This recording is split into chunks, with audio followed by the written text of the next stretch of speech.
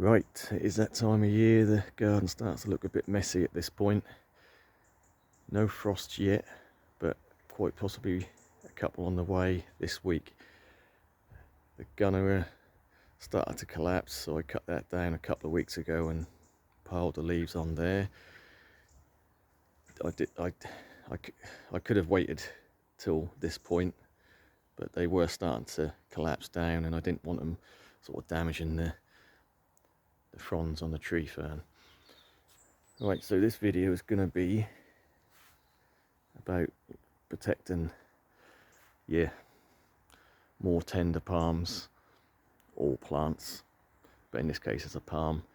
So we are looking at the recently purchased power Jabaya. So it's not the hardiest of palms. It can take frosts, but it will struggle in prolonged periods. So this is the course I've taken to protect it. So we've got to bear in mind this has had a lot of root disturbance, and it is still sort of in recovery mode from last winter. So this is not finished, but this is going to have to do until I've got a heat cable coming, so I can't wrap the bottom up at the moment. So real basic really. I've had some poles left over from the polytunnel that I don't use anymore, so I managed to get some good height, 4 in a square, in a good height. We're talking I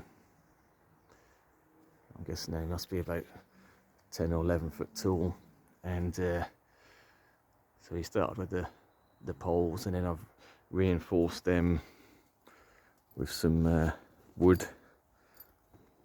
So I'm going to do this one-handed with a zip.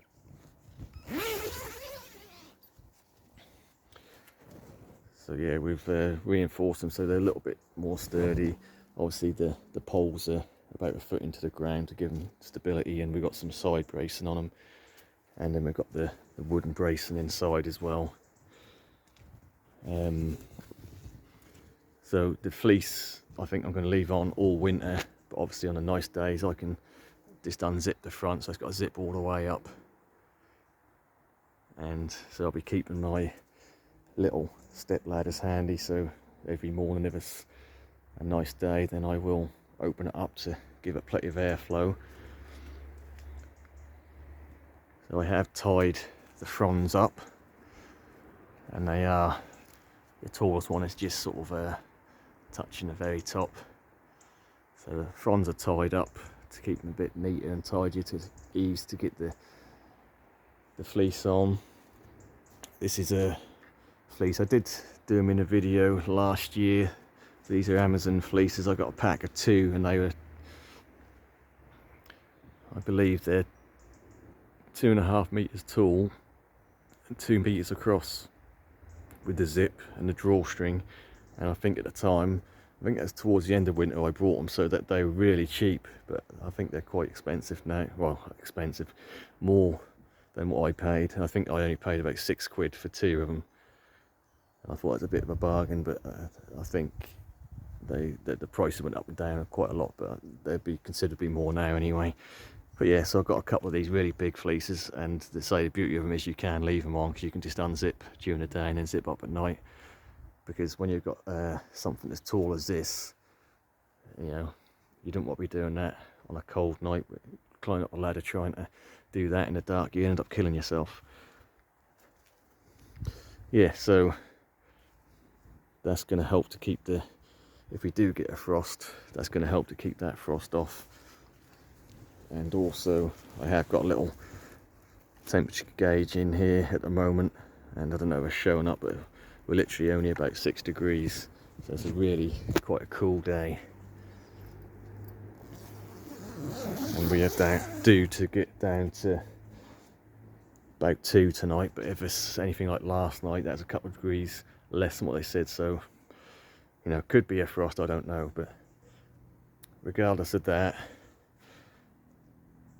so the structure itself is basic, it's strong enough, it should hold up to the winds, I can brace it against the framework around this area, but at the moment what I've done is I've got these kind of metal clips here which are quite strong, so that's holding the fleece bag on there, and then at the bottom I've got these plastic grips that have got inverted teeth, and you just screw them on, and they're quite strong and sturdy as long as they're attached to something. They're good clips, them. So yeah, using them and tie wraps and whatever I can find to hand. So yeah, this was not ideal, but this is the course I've chosen to take, just due to, you know, my hand being forced. Would have loved to have had this undercover, but you know, in the summer house or somewhere, but it's just too big. So what I am waiting for is my heat cables. So the plan is I've got a 6 meter heat cable coming, so I'm gonna, there's probably a meter around circumference of this, because this is a good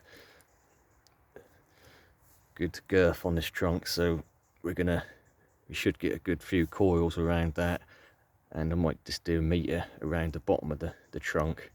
And the idea of that is, and why I've left this bottom bit open at the moment, is the soil will obviously warm up slightly with the heat cable, and heat rises, so it's a gentle heat with these heat cables, but the thing is, this obviously going to warm the area a little bit and rise up, so hopefully the fleece bag will catch that.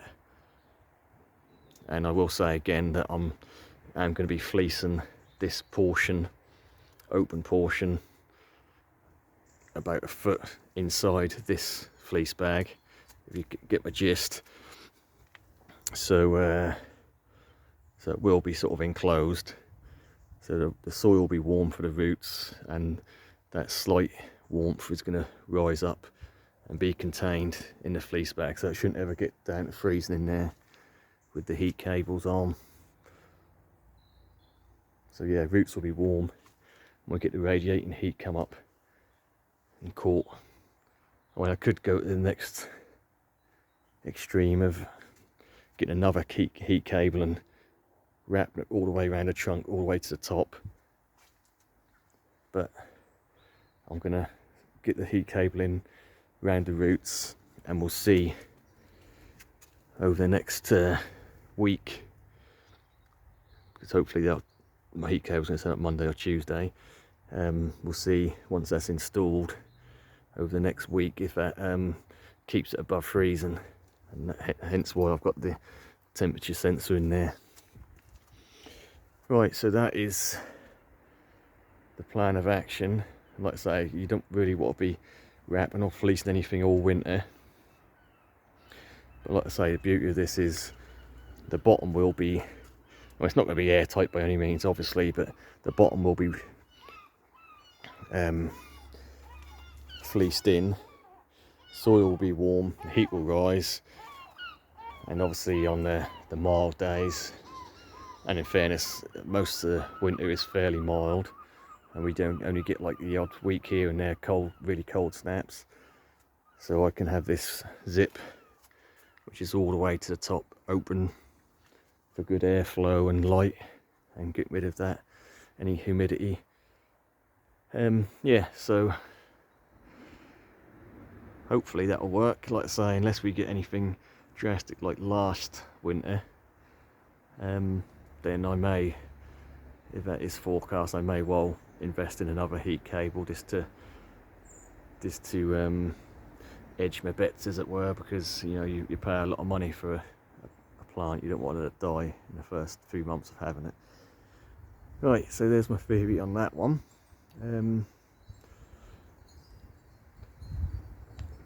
So the rest of the plants, obviously I've at -1 or 2, which we're not forecast but we might get, Obviously I'm not worried about any bananas or the tetrapanics, they'll just drop the leaves. I'm not going to protect them, they're hardy. I will, if it looks like we're going to get a frost, I will chuck a fleece bag over the bootias. So I've got two similar size, so I will just chuck a fleece bag over them.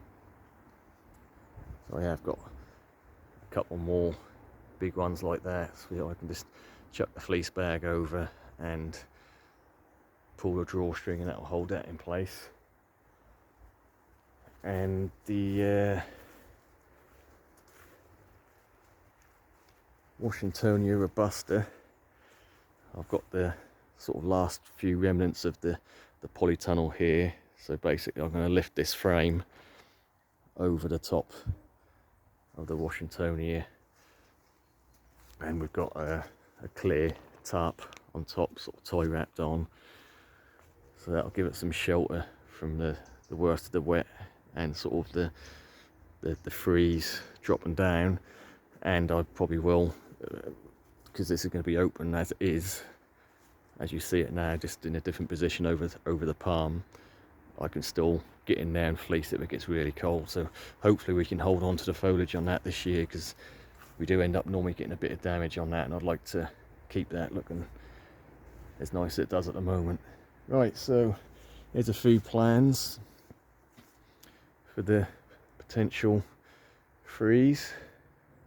And I think we are, you know, it's not going to be day and night, it's only cold at night, but still, it's still not going to be particularly warm during the day. At the moment I'm not, well, I won't ever protect this Phoenix canariensis. It's sin beast from the east and the cold patch we had last year, and that's been pretty solid, so that'd have to be something really drastic for me to protect that. And by protect it, all I'd do is get a load of fleece and wrap it around the trunk and sort of the crown of it. So yeah, I mean, it's just being reactive to the conditions and just you know, thinking about prioritising which plants that do need protection, or which plants you want to keep looking good, and you know, act accordingly. So I have got smaller robustas, Washingtonia robustas, and I'm not going to do anything with them. They survived last year, but this big one, I'd like to keep all the foliage, so that's what I'm gonna put some overhead protection on that. And obviously I've got the palms in the centre bed here, which at a later, maybe tomorrow or Tuesday, before we get the really bad cold. When I say really bad, it's possible frost, I may well just rig up a I've got some left of the polytunnel, so I might just wax up and over that with a frame, just to keep the frost off some of these palms which did take a bit of damage last year, namely the one over here.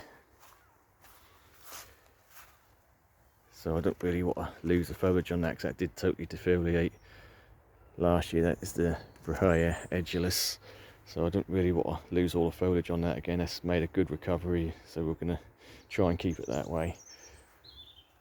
Right, I think that is it. So if you've already had a frost, you've probably done a lot of this already, but just to reiterate, you know, try and be proactive and act accordingly to temps in your area. And like I say, I almost got caught out last night. We were due to get down to 4 and we got down to 2, so we could have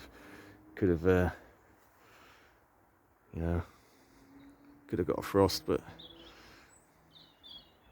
right, let's leave it there, because I've still got a bit of work to do, and we'll catch you on the next one.